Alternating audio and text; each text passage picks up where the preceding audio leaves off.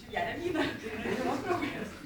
Taigi, mokusi tam, kad nupiešiame medį, kuris atspindi mokymosi prasmę. Jeigu žinote, yra toksai posakis. Mokslo šaknys trečios, o vaisiai saugos. Taigi ir apibendrinami mes jums papasakosim, kas tai medis ir ką mes čia padarėme. Taigi, nuo šaknų pradėjant, žinot, kad viskas turi pradžią. Pas mus pradžia yra šaknys. Ir jos yra penkios šaknys. Yra kultūra, šeima, tradicijos, patirtis, pagarba.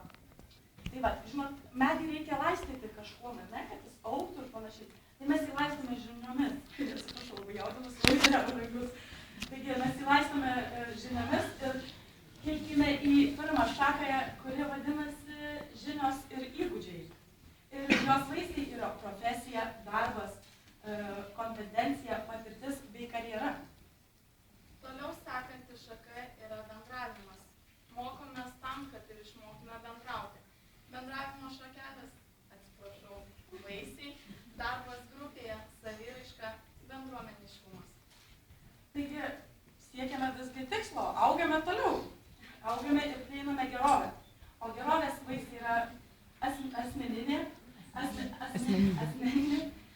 dvasinė ir materialinė. Taip sakanti toliau, ateities karta.